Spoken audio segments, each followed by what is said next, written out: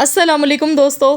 आज मैं आपके लिए एक ऐसी कमाल की हैरान कर देने वाली रेसिपी लेकर आई हूँ कि अगर आप अपने घर वालों को खुश करना चाहते हैं तो बस ये रेसिपी फ़ौरन से अभी बना लें। यकीन माने घर वाले प्लेटें भर भर के खाएंगे। बहुत ही मज़े की रेसिपी है, कम खर्चे में बन के तैयार हो जाती है और बनाने में 5 से 10 मिनट मुश्किल से लगते हैं। तो चलिए हम रेसिपी देख लेते हैं। ये मज़ेदार सी यूनिक रेसिपी बनाने के लिए आप देख सकते हैं मैंने यहाँ पर केरी ली है। आजकल कच्चे आम का मौसम है, केरियाँ बहुत अच्छी मार्केट में मिल गई हैं, तो क्यों ना इनसे बहुत ही मज़ेदार सी रेसिपीज़ बना के तैयार की जाए। आज की जो रेसिपी है ये नई रेसिपी तो मैं इसे नहीं कहूँगी, क्योंकि ये काफ़ी पुराने दौर में इसी तरीके से ये बनाई जाती थी रेसिपी, जो मैं आप लोगों के साथ शेयर करने वाली हूँ। जो हमारी नानी दादी थी उनके दौर की ये रेसिपी है। आपने करना क्या है, कैरी लेनी है, इसे छीलकर इस तरह से आपने इसकी कटिंग करनी है। पतले पतले स्लाइस में इस तरह से काट लीजिएगा। इसके साथ मैंने 1 कप सूजी ली है। अब कढ़ाई में सबसे पहले घी लेंगे, 2 टीस्पून भर के घी के लेंगे। इसमें सूजी डालेंगे। अब 1 कप मेरे पास सूजी है, 150 ग्राम मैंने सूजी ली है। अब मैं इसे अच्छी तरह से भून लूँगी। हल्की आंच पर सूजी को भूनते जाना है। सूजी को भूनते टाइम गैस का फ्लेम हमेशा लो रखें। अगर आप चाहते हैं कि सूजी में जो इसकी ओरिजिनल खुशबू होती है इसकी भुनाई की, वही आपको चाहिए, जायका चाहिए, तो आपने इसे हल्की आंच पर भूनते जाना है। तेज़ आंच पर अगर सूजी को भूनेंगे तो कलर तो फ़ौरन से आ जाएगा, लेकिन जो इसकी खुशबू होती है वो बिल्कुल भी नहीं आपको मिलेगी। तो यहाँ पर मैं हल्की आंच पर इसे भून गई हूँ। 6 से 7 मिनट में सूजी भुन जाती है हल्की आंच पर। तो यहाँ पर आप देख सकते हैं सूजी हमारी तकरीबन भुन चुकी है, हल्की हल्की सी खुशबू आने लगी है। गैस का फ्लेम यहाँ पर ऑफ़ कर देंगे, हम इसे निकाल लेते हैं। तो यहाँ पर देखिए सूजी हमारी भुन के तैयार हो चुकी है। अब सेम इसी कढ़ाई में दोबारा से हमने घी लेना है। 1 टीस्पून घी लेंगे। आप चाहें तो यहाँ पर देसी घी का भी इस्तेमाल कर सकते हैं। अब इसमें 4 हरी इलायची डालेंगे।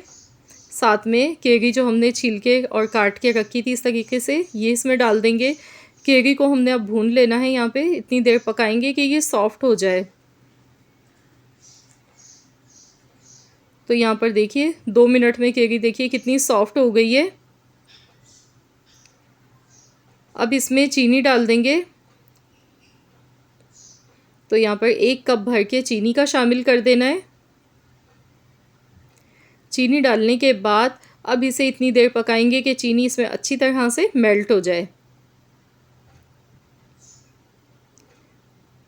कम खर्चे में बहुत ही मज़े की ये रेसिपी बनके तैयार होती है, बहुत ही ज़्यादा ये हेल्दी होती है। तो जी जनाब, आज हम बना रहे हैं गुड़म्बा।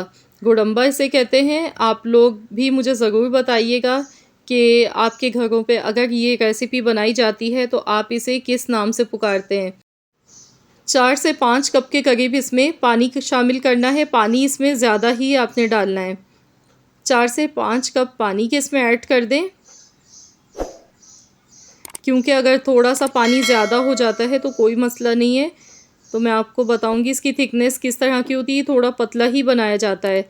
जैसे हम सूजी का हलवा खाते हैं तो उस तरह की कंसिस्टेंसी इसकी नहीं होती है, ये पतला सा ही बना के खाया जाता है। तो यहाँ पर देखिए इसमें उबाल आ गया है, इस तरह का देखिए गाढ़ा हो गया है। ये देखें उबाल आते के साथ ही। तो बस इसे अच्छी तरह से हमने मिलाना है। इसे बहुत ज़्यादा गाढ़ा नहीं पकाया जाता है, इसी तरीके से देखिए पकाया जाता है।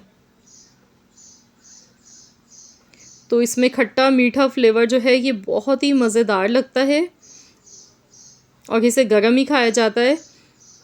तो चलिए इसे डिश आउट कर लेते हैं। तो देखिए बहुत ही मज़ेदार सा गुड़म्बा बनके ये तैयार हो चुका है। तो यहाँ पर आप लोग कमेंट्स में मुझे ज़रूर बताइएगा आप सबको कैसी लगी है मेरी ये रेसिपी। आप इसमें चीनी की जगह पर चाहें तो आप इसमें गुड़ भी डाल सकते हैं इसे मज़ीद और हेल्दी बनाने के लिए। तो देखिए इसकी थिकनेस इसी तरह से थोड़ा पतला बना के खाया जाता है और इसे गरम ही खाया जाता है, तभी खाने का मज़ा आता है। तो आप लोग ज़रूर इस रेसिपी को बनाएं, एंजॉय करें। अगर आपने आज से पहले नहीं बनाई ये रेसिपी तो आप लोग मेरे कहने पर बनाइएगा ज़रूर। इंशाअल्लाह ताला आपको बहुत पसंद आएगी। इसका खट्टा मीठा सा जो फ्लेवर होता है वो बहुत ही उम्दा लगता है। तो आप लोग ज़रूर इस रेसिपी को बनाएं, एंजॉय करें अपनी फैमिली के साथ। वीडियो अच्छी लगी है तो वीडियो को लाइक कर दें, शेयर कर दें। चैनल पर नए हैं तो चैनल को सब्सक्राइब कर लें। मिलते हैं इंशाअल्लाह ताला एक और नई रेसिपी के साथ। तो जब तक के लिए अल्लाह हाफ़िज़।